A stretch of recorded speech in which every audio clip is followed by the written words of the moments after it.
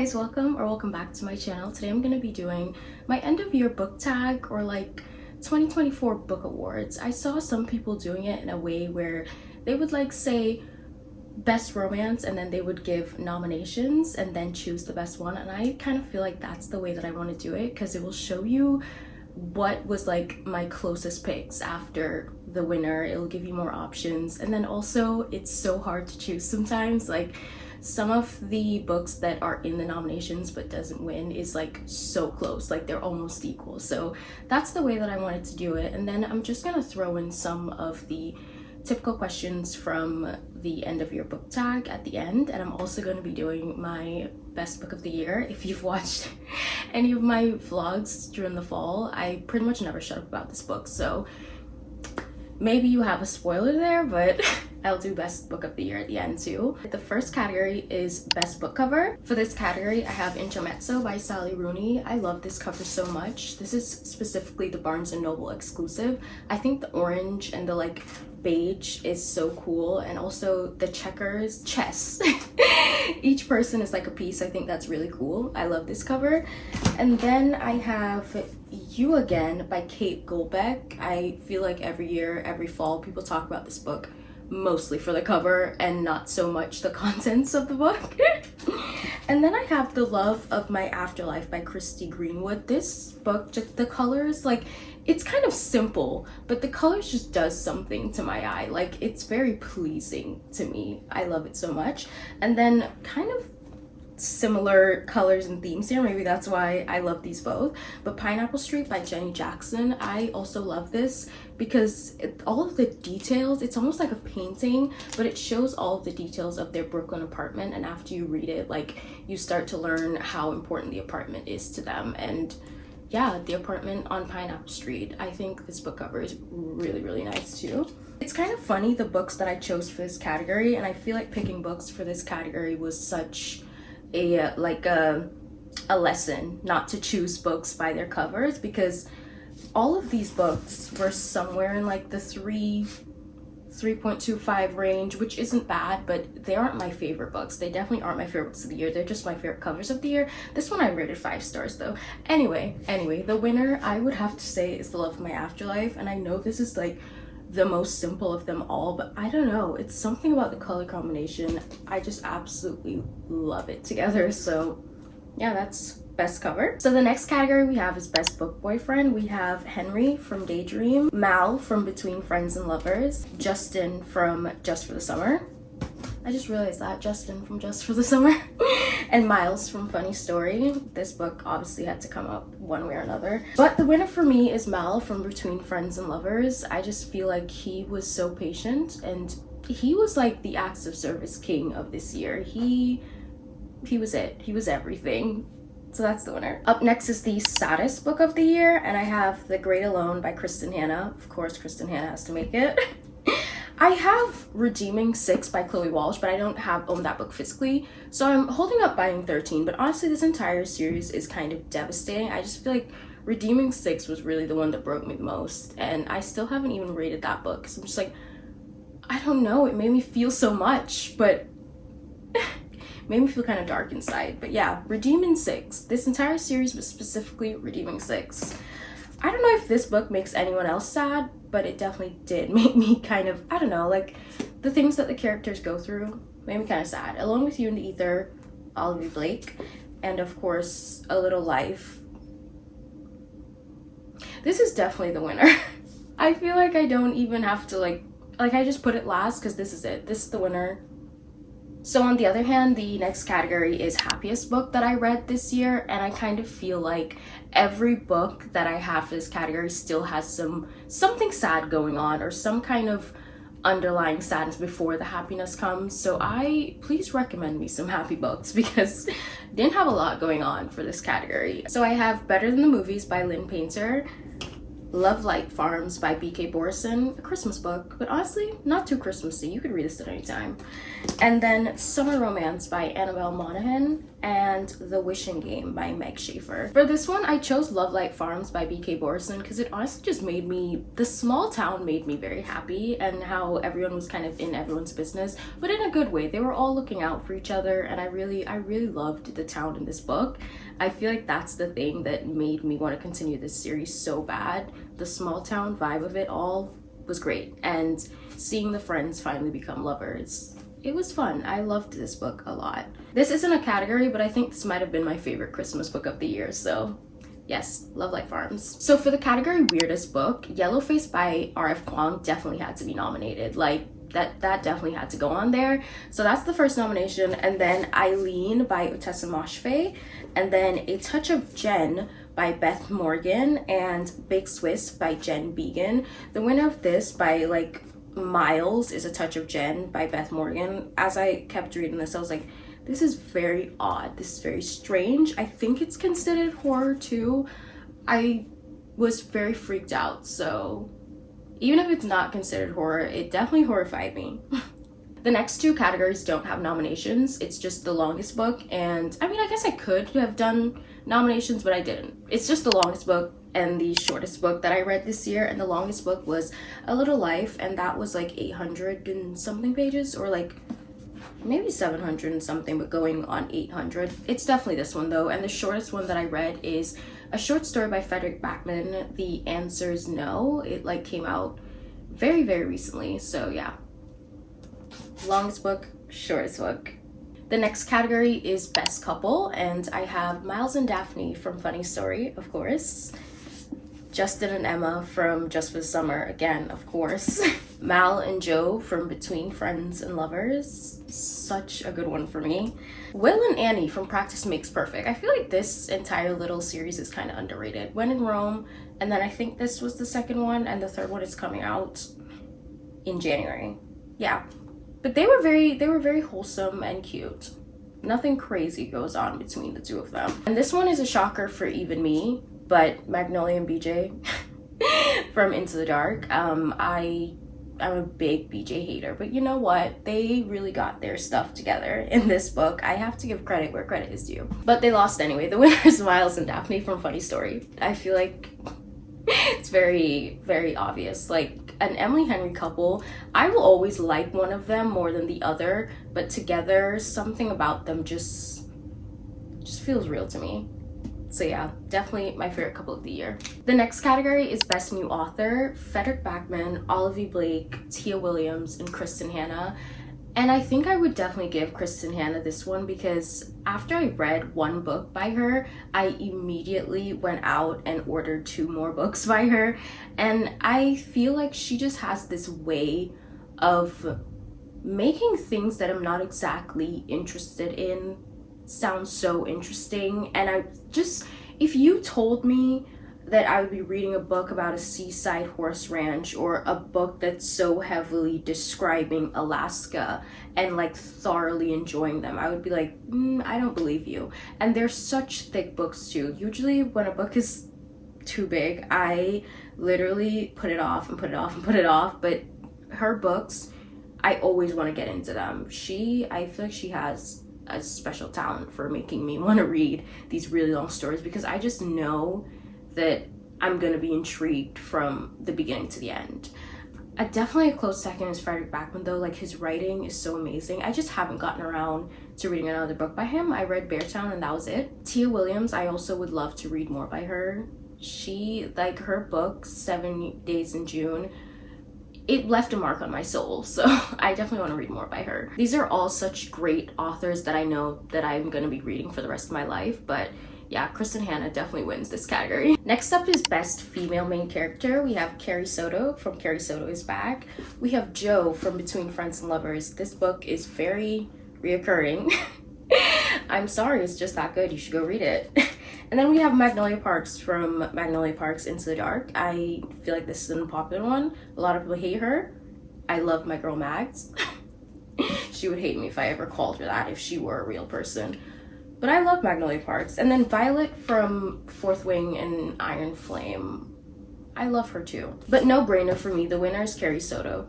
I loved her, and I loved how much she went through, and she just never gave up. And I don't know, she's someone to look up to. She's fictional, but she's someone to look up to. That's something about Taylor Jenkins Reid. Her stories feel like I am reading an autobiographical piece for someone who's actually real. And I remember Daisy Jones and Six, when I first read it, I was like, wait, is this based on like Fleetwood Mac or something? I don't actually know anything about Fleetwood Mac or Stevie Nicks. I know their songs, but I don't actually know anything about their backstory or anything like that. So I looked it up. I was like, is this about Stevie Nicks? So for best male main character, we have Henry from Daydream, once again. Love Henry. Johnny Kavanaugh from Binding 13 and Keeping 13. Here it goes again. Mal from Between Friends and Lovers. And Judah Cross from This Could Be Us, an icon. And the winner for that one is Mal from Between Friends and Lovers. Let's act surprised. Let's just act surprised. The next category I have is most annoying character, and I once again don't have nominations for this. It's just Lily Calloway from the Addicted Calloway series.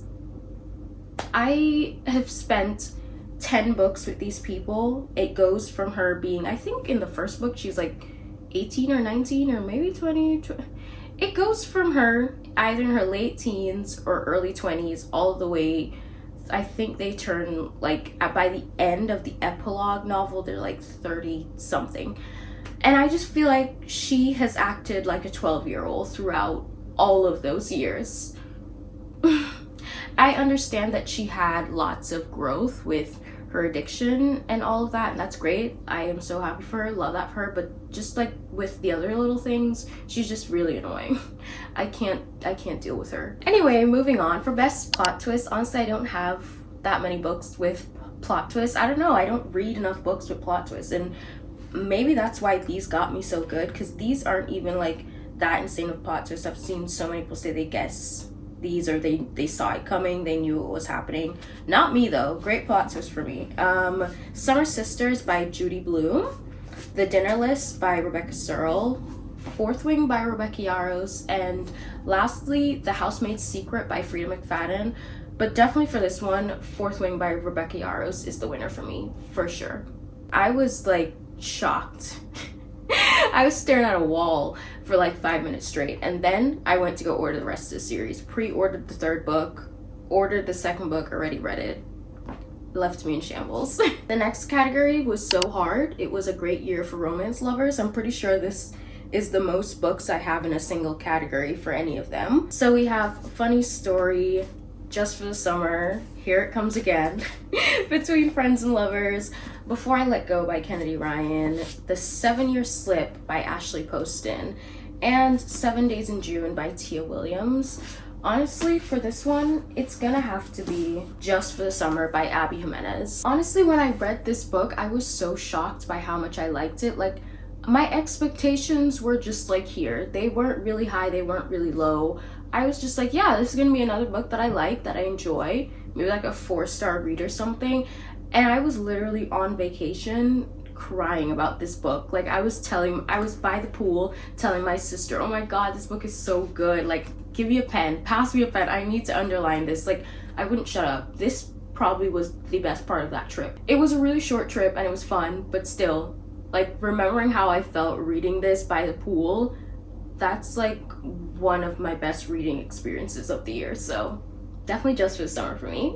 So for best contemporary fiction, The Good Part by Sophie Cousins, Pineapple Street by Jenny Jackson, The Wishing Game by Meg Schaefer, and The Dinner List by Rebecca Searle. Pineapple Street's the winner for me, and I also loved the audiobook for this. This is a book that I didn't really expect to like as much as I did. Once again, loved it. It's always the underdogs, like the books that I'm kind of just reading because I'm curious, or like I know that I'm gonna like it but I don't think I'm gonna love it. Ended up loving it so much. 5-star read for me. Next up is best historical fiction. Carrie Soto Is Back by Taylor Jenkins Reid, The Great Alone by Kristen Hanna, Daisy Jones and Six by Taylor Jenkins Reid, and True Colors by Kristen Hanna. I probably need to like explore more authors when it comes to historical fiction, but listen, When it hits, it just hits. I don't know what to tell you. And for this one, I'm gonna go with True Colors by Kristen Hanna. Another book that kind of took me by surprise. I once again was on a plane and I was like thinking, why did I bring this thick book on this plane with me? Like, I should have brought something light, fluffy, short, sweet, get to the point type of thing to read on the plane. This is such a long flight. Like, and this is like sad, am I gonna be into it? But I did like start a little bit of it before I went on the plane, and that's why I took it. I was like, I should just continue it. Literally read like probably this much, and then the rest of it I just binged it on the plane and finished the entire thing. So this was a good one for me. Best literary fiction, we have Beartown by Frederick Backman, Big Swiss by Jen Began, Blue Sisters by Coco Mellors, A Little Life by Hanya Yanagart. I've never actually said that out loud, I've just realized. I've got to look up how to say that. And Beautiful World, Where Are You by Sally Rooney. I feel like lots of these covers are like blue and white. They all kind of match, that's cute. But yeah, it's Blue Sisters by Coco Mellors, no question, no doubt. I feel like you could have definitely seen this one coming. But if you have not read Blue Sisters yet, please go read it. So the category for most disappointing book, the nominations are The Couple Next Door by Shari Lapina, The House Across the Lake by Riley Sager, Nora Goes Off Script by Annabelle Monaghan, Out on a Limb by Hannah Bonham Young, and also Some Kind of Perfect by Kristen Becker-Ritchie, the last book, the epilogue novel for the Addicted Calloway series. And that was honestly my first 1-star rating of the year. And it came in December. Literally like last week I rated that 1 star. And you're probably thinking, oh, so that was the most disappointing. Honestly, no, because I didn't have that high hopes for it. So it didn't let me down that much. I was just like, okay, expected. My most disappointing was Nora Goes Off Script by Annabelle Monaghan, because everyone kept telling me this was like Book Lovers by Emily Henry, and what? Anyway, the most overhyped book I read in 2024, I'm sorry. The best standalone of the year, Summer Romance by Annabelle Monaghan. This is where she really redeemed herself for me, and this is why I'm still very open to reading her books. Love this book. 7 Days in June by Tia Williams, The 7-Year Slip by Ashley Poston, and The Do-Over by Lynn Painter. The winner of this one for me is 7 Days in June by Tia Williams, hands down.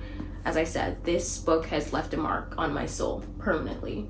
I think this is one of those books that I'm gonna reread every summer. They're books that do this thing, and they say that this is a thing with scents, where when you smell something, it can bring back a memory. And like, reading this book or just thinking about this book puts me exactly back into a time of like what I was doing that summer. Anyway, love this book. And last but definitely not least, the best book of 2024 for me personally anyway. Drum roll please. The best book of 2024 for me is Blue Sisters by Coco Mellors. Once again, if you have not read this yet, especially if you have siblings, you should read this and then go hug your siblings. I feel like I'm just waiting for some time to pass so that I could reread this book already.